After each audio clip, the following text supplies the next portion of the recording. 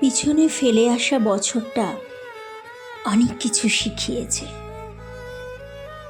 কিছু আপন এবং পর মানুষের সাথে পরিচয় করিয়েছে।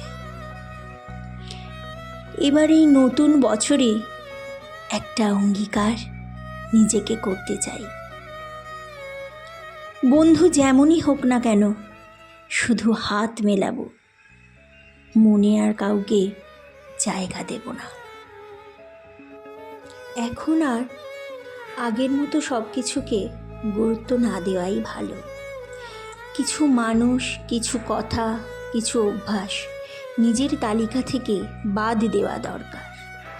নিজের সীমার অভেদ্য স্বচ্ছ প্রাচীর নিজেই তৈরি করা ভালো।